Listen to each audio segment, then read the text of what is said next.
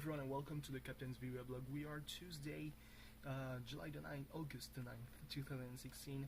So yeah, and I'm inside and I mean it's still pretty hot, like I would guess that it's like 26 degrees. But not that hot inside. There's been a constant airflow apparently in the house. I just, just can't wait for everything to be over with the marriage. Like not even on Saturday night after the end of the dancing thing and all that. I just want it to be completely done. Like everyone to fuck off and this to be in the past. So yeah. Well, let's talk a bit about Raw, and if I have some time, we'll see if I can speak about the Stone Cold podcast. So yeah, it started with Chris Jericho and Kevin Owens coming out after being, pretty much called out by Enzo and Cass. Cass implied that KO and Y2J are gay, which is weird because I mean, sure, they love the shit talking and everything, but they are still the baby faces. So yeah, it feels weird.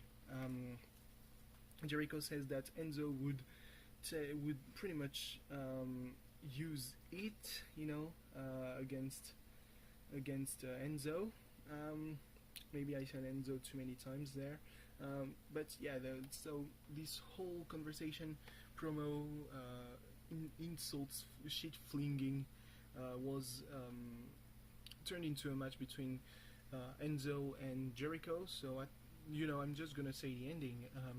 Jericho won by disqualification because Owens held Enzo's foot at one point, and then he ate a cutbreaker, Enzo, and then Big Cass came out and big boot to Jericho, and people were like, yeah, he couldn't do anything else.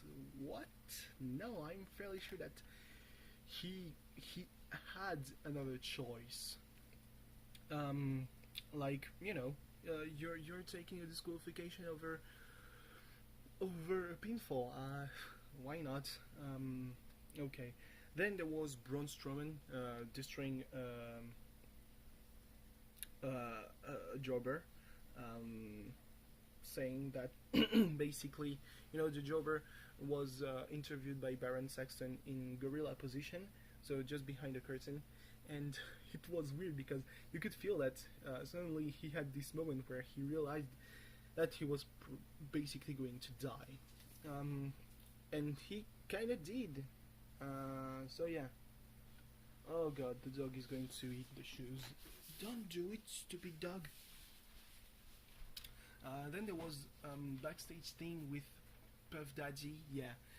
So actually he was there because he's the producer for the music in WWE 2K17, and for us to learn that, we had to sit through a moment where he said that Mick Foley always treats him like family. What? And that he would invite him to the Bad Boy Family Tour or something like that in Illinois or some other northern state. Okay, and then the New Day came out and were like, yeah, wow, like they are so nerdy. Oh boy. And Puff Daddy had that wonderful line where he said, "How's he's nuts?" Lack of subtlety in that line was just amazing. Like I loved it. So not PG. To which Biggie on Twitter responded, "Worry about your own nuts, Puff." But little did he know, at least Puff Daddy was worrying about Biggie's nuts because the club later at night, just before facing actually the New Day minus Biggie, said that he had a bad case of ring postaitis, something that causes contusions on your penis. And they had eggs in a jar, and they made some bad puns about testicles, and they were saying that, oh boy, there's going to be another one of the New Day who's going to suffer that, and it was almost almost Kofi Kingston, because Xavier Woods came for the save with a chair that he smashed on the ring post. So yeah, apparently during one commercial break, AJ Styles came out and Cena came out, and Cena AA'd AJ Styles, which was weird. Then there was the Seth Rollins promo. He cut a promo on Finn Balor, saying that he was the Jared Leto to my Heath Ledger. Oh boy, that, go fetch some aloe vera, I guess. Said that Finn Balor isn't his actual name, and then kind of, tried to ridicule the fact that Finn had to choose the name of a Demon King, Balor, and a Valiant Hero to create his name, saying that, yeah, if he had to do the same thing for him, it would be Rainbow Apocalypse, and it would be ridiculous, except it would really not be ridiculous. It would be great. It would be grand. Fuck it, book it for WrestleMania 33? Yeah. Rambo Apocalypse versus Jimmy Marvin Luther, who was referred to during the opening promo.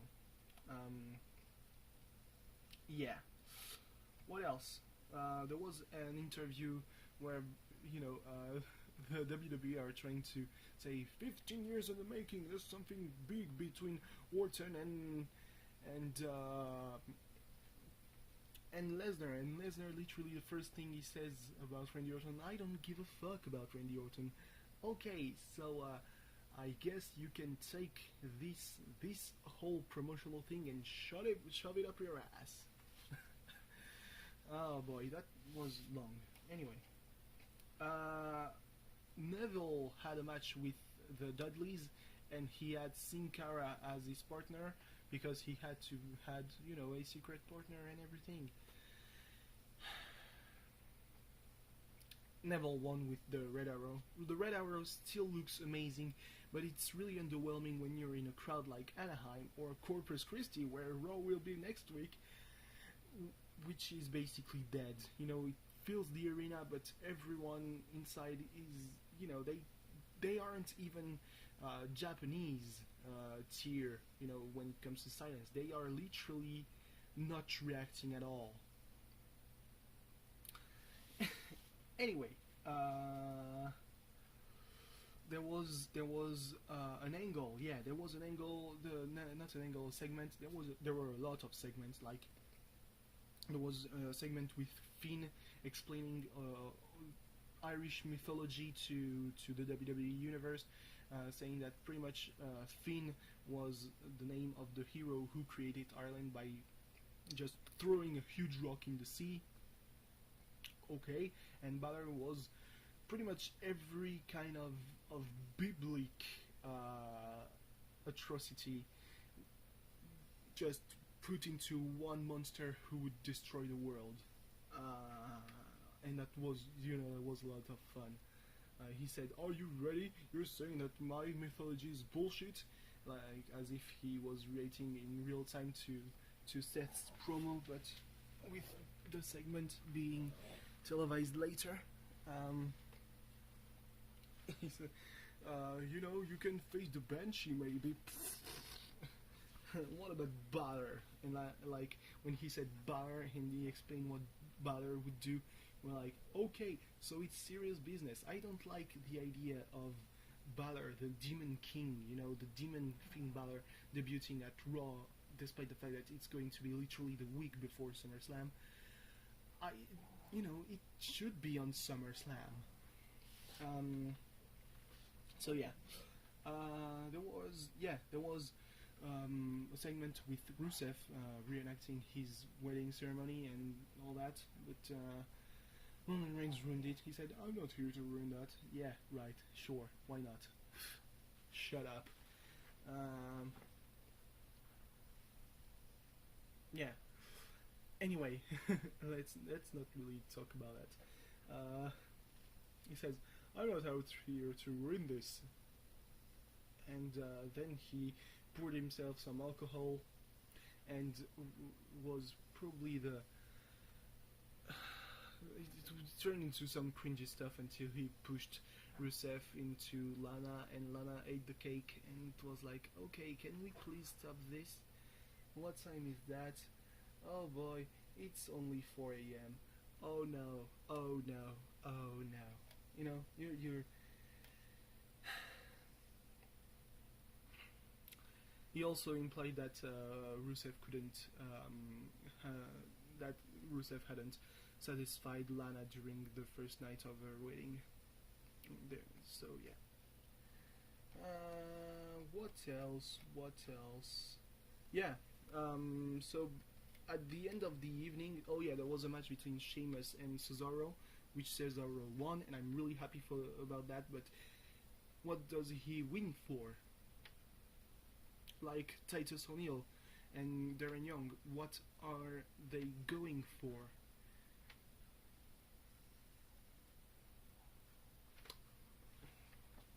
So yeah, but then pretty much actually Cesaro kind of fights for a shot at a title because he's been told by by Mick Foley that he would have a shot at a title if he won against Sheamus. You know, much like Roman got a shot at the US title just because he kind of humiliated Rusev. Sure. Yeah, why not? Fuck it. Let's do it live. So yeah, at the very end, so Daniel Bryan was there on Raw, invited by Mick Foley, and then Mick Foley was like, yeah, no, let's not talk about, let's not tell ourselves the apologies and all that for sending one of our wrestlers after one of yours and all that for 2 nights in a row. You're still cheating on my Universal Championship, and then they aired the tidbits of Talking to Mac that I talked about last week. And Rusev came out, because Foley said, yeah, we need a world champion on Raw.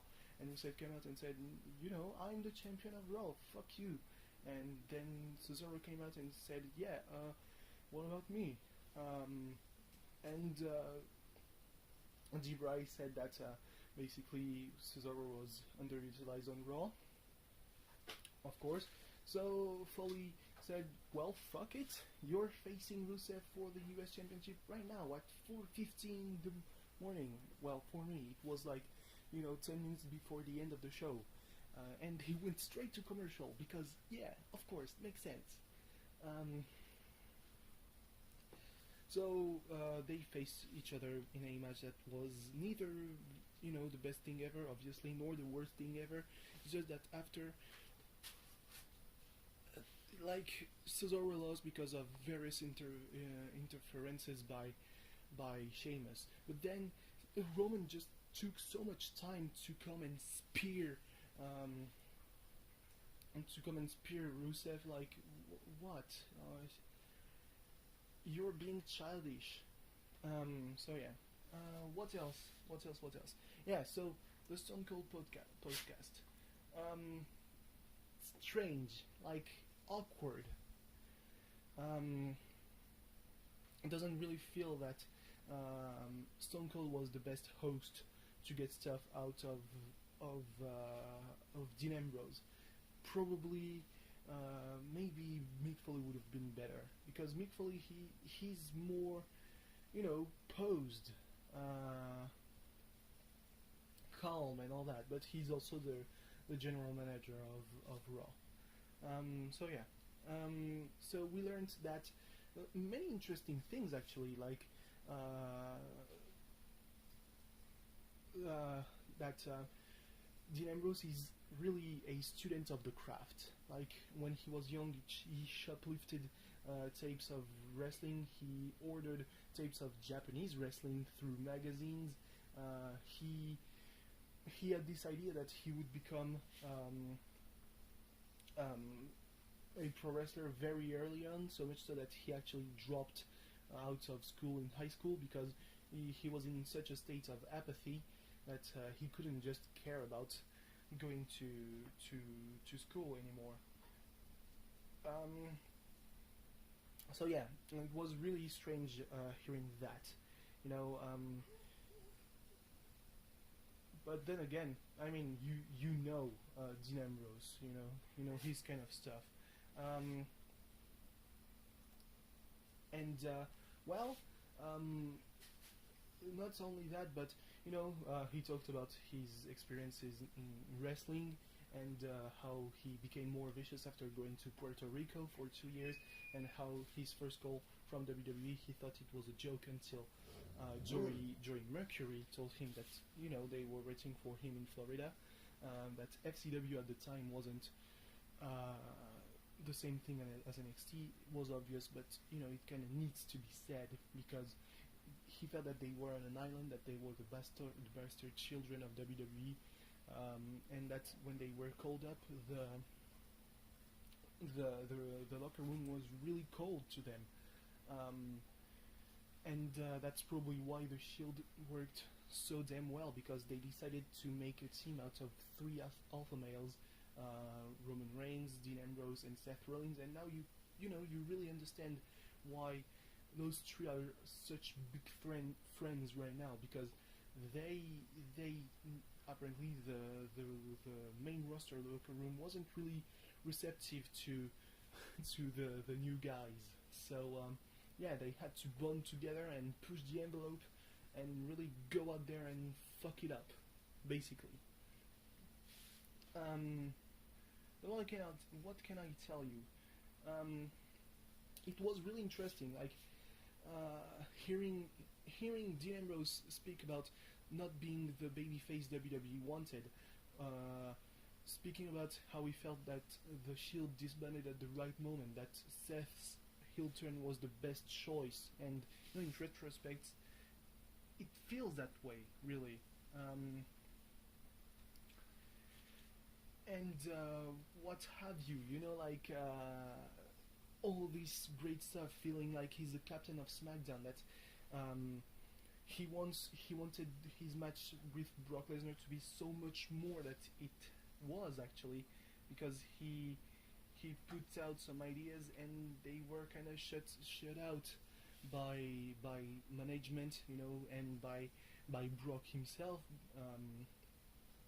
and he was bummed basically about the whole thing. What else, really? He said that he was glad to do all the things with Make-A-Wish, and to put smiles on faces, and to be the face of the company still, because he's the only world champion right now. Really, it was a really great interview to see, even if it was really awkward, in tone. Like Steve Austin really tried to get in the face of Dean, but Dean refused to fire himself up, and it was really a strange dynamic. But when he said, that he didn't really like when it was all scripted promos, that he liked to establish the rivalry on a creative standpoint, and that his style was more 60-minute matches, like really like a war of attrition, really. It was really great insight into Dean Ambrose. Like, that was probably more that we wanted from Dean, rather than knowing about his past, even though we also kind of want that from a Stone Cold podcast. That's kind of the thing. So yeah, all in all, boring Raw. Not boring. It was okay TV, but it's it really gives us this feeling that, well, we're going to lose in ratings to the Olympics anyway, so whatever. So yeah. Anyway, SmackDown has started, and there's Bray Wyatt and Eric Rowan in the ring. So I'm not gonna be too long. I've been already going for 20 minutes, which is something that I should have stop doing. So anyway, thanks for watching. See you tomorrow, where I will speak about SmackDown, but probably less than now, than today with Raw. And goodbye.